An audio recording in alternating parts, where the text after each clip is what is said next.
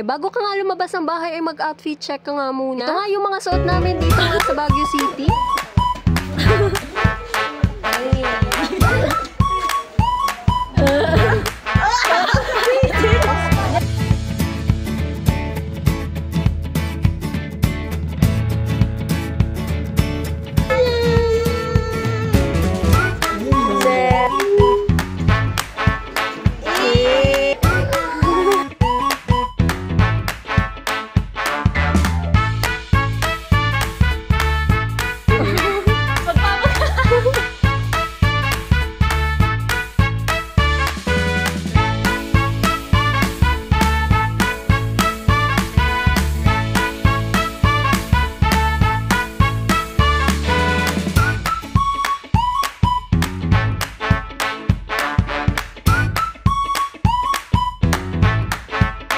Pinuntahan nga namin ngayong araw, ito nga yung Bell Church. Plano nga magpipicture nga kami dito ay may nakita nga kaming nagbibenta ng mga jacket. Abay syempre napapasok nga din kami at namili nga kami ng mga jacket. May nakita nga ang jacket yung asawa ko at hindi nga bagay sa kanya kasi pang babae. Kaya binigay na nga din niya sa akin. Nasa 380 pesos nga yung mga jacket at tinatawaran nga namin. Sa sobrang dami nga namin na tinatawaran nga yung presyo, ayun nga't napapayag nga yung tindera. Sa 380 pesos nga na jacket ay nakuha nga namin ng 300 pesos nga lang yung isa. Nakabili nga din kami ng 3 peraso dito. Papasok na nga din kami ng Bell Church tapos may nadaanan nga kaming naggagansilyo dito sa gilid. Bumili na nga din kami ng tig-isa ng asawa ko. Ang ganda nga din ng pagkagawa ni nanay sa sombrero at bonnet. Pagtapos nga din namin bumili dito ay umakyat na nga din kami sa taas. Di pa nga din dito yung entrance ng Bell Church kaya kailangan mo pa nga pumasok sa taas. Pagkaakyat mo nga din dito kailangan mo nga din magbayad ng entrance fee. 20 pesos nga yung adult tapos libre na nga din yung bata na below 10 years old. Isa nga din tong Bell Church na tourist attraction dito nga sa municipality of La Trinidad. Ito nga yung Taoist Temple na pinamamahalaan ng mga monghe at mga volunteer workers. Simbolo nga daw ng bell nila ay beginnings and endings, a call to order or even a command or a warning. Napatunog nga lang yung bell as a signal to the people that it is time to make their way to the church for worship, for meetings or to greet an important person. Madami nga ding hagdan dito at mataas-taas na nga din to. Hindi na nga din kami pumunta sa pinakamataas kasi sumasakit na nga din yung mga tuhod nila. Parang nirarayuman na nga din ata ako.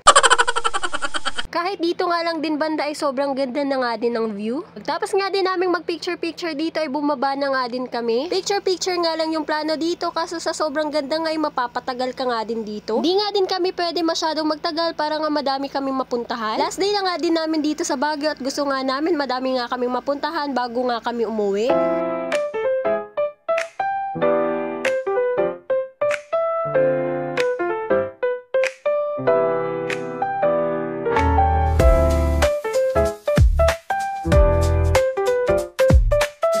Namin dito sa Bell Church, dinaanin nga lang namin dito yung Valley of Colors. Biti na nga din kasi kami sa oras kasi pupunta pa nga din kami ng Strawberry Farm. Ito nga yung Strawberry Farm ang pinaka-famous dito nga sa Baguio City. Napakalamig nga yung klima dito kaya dito nga yung supplyan ng mga strawberry. Best month nga na pumunta dito ay nasa November to May. Ito nga yung strawberry picking season dito nga sa La Trinidad Strawberry Farm. Pero okay naman din pumunta ng January, meron ka naman ding mapipitas. Libre lang naman tumingin-tingin dito pero kung gusto mo nga ma-experience yung pamimitas ng strawberry, meron nga ding bayad. Nasa 700 pesos nga yung 1 kilo sa strawberry nila. Pag napunta ka na nga din ng Baguio, wag mo na nga din palagpasin at i-experience mo na nga din yung pamimitas ng strawberry. Abay syempre kahit may bitbit tayong bata ay gusto ko nga ding mamitas. Mag-e-enjoy ka nga naman talaga sa pagpipitas nga ng strawberry. Bay kinarir na nga din ng mga bata ang pamimitas ng strawberry at ayaw na nga din magpaawat. Pag napuno mo nga din yung basket ay nasa 1 kilo na nga din daw ito. Ang fresh na strawberry na kakapitas mo pa lang ay ang bango na nga na parang perfume. Tapos matamis-tamis na nga din ito. Patapos na nga din kami sa pamimitas at ipapatimbang na nga din ito. At ito na nga din yung mga nakuha namin. Madami nga din nagtitinda dito ng mga strawberry wine, mga jam at mga iba't iba pa. Tinimbang na nga din ni ate at binawasan na nga din niya para saktong 1 kilo nga. Maya-maya nga bumili na nga din ng strawberry ice cream yung anak ko. Yung strawberry ice cream nga din nila ay masarap nga din talaga. Nasa 50 pesos nga yung maliit at 100 pesos nga din yung malaki. Habang binalot pa nga din yung strawberry na pinetlas namin, bumili na nga din kami ng wine dito. Tapos bumili na nga din ako ng ice cream na para sa akin. Malaki na nga din yung pinili ko kasi masarap nga naman talaga yung ice cream nila. Pagtapos nga namin doon ay bumili nga din sila ng mga gulay dito. Ang mumura nga din ng mga gulay nila. Sobrang bango nga ng everlasting garland nila at pinapalibutan nga din ito ng mga bubuyo. Tapos nagpabili nga ng strawberry squishy yung anak ko. Namili na nga din yung asawa ko ng patatas nga na bilog-bilog. May mga sculpture nga dito na nakakatuwa at napagdiskitahan nga din nila. Habang namimili nga din sila dito ay busy nga din ako kakakain ng ice cream ko. Pagtapos nga din nilang bumili ng gulay ay kumain nga din sila ng mga street food dito. Yung mga hiniwang mangga nga dito ay nasa 100 pesos to 120